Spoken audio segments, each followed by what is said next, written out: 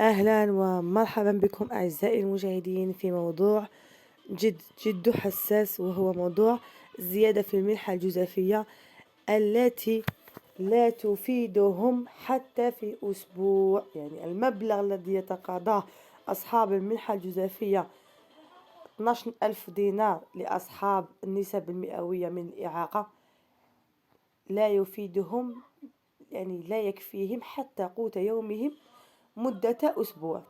فنحن نرجو التكفل بهم والزيادة في المبلغ الذي يتقاضوه أصحاب المنحة الجزافية بنسبة 100%، يعني الإعاقة التامة، معاق كليا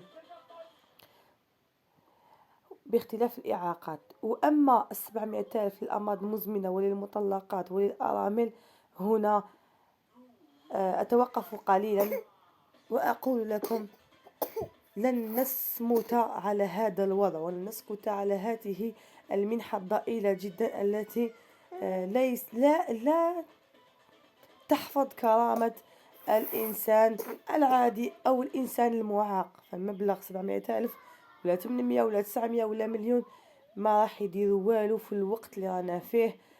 يعني الناس راهم 4 ملايين ما يكفوهمش الشهر، يعني 4 ملايين خدام شهر يخلص 4 ملايين، والله العظيم ما يكفي لهم شهر. يعني لا شد لهم 20 يوم راهم هايلين، مع غلاء الكراء، مع تريسيتي والماء، مع الادوات والحوايج تاع العيد. واللي عنده اطفال صديق اختلاف اطفال، كاين اللي عنده زوج، كاين اللي عنده ربعه، كاين اللي عنده خمسه. ربي يحفظ كل وليداتنا.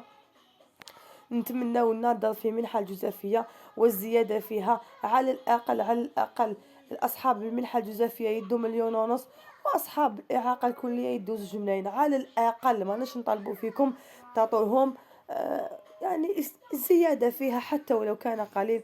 نطالب بإعطائهم الحق المشروط عليهم، يعني حق هذا حقهم، وليس ما نش نطالبوا. أنا نطالبوا بحق الإنسان البسيط والمريض والإنسان، وخاصة المطلقة وعندها أطفال. 700 ألف محتوك لها لا هي لوليداتها.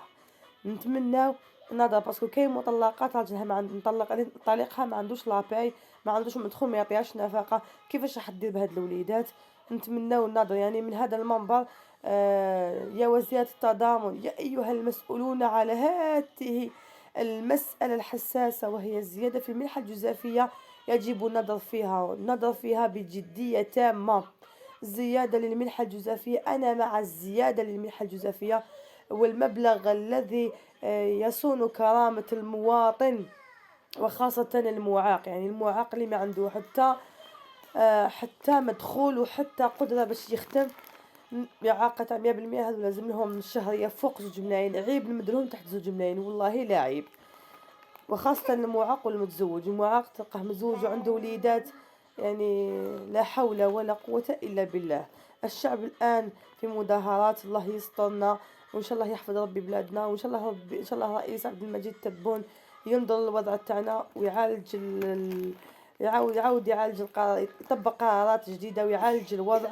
باسكو ناس راهم يطالبوا في السكنة، كاين ناس راهم في الضيق يطالبوا في السكنة، وكاين ناس راهم يطالبوا في الزيادة في الرواتب تاعهم، سورتو اللي يخلصوا 1,800 ومليون 700 ومليون 500. عيب خدام شهر، خدام ماسوري يخلص 1,5 مليون ولا شيء، عيب.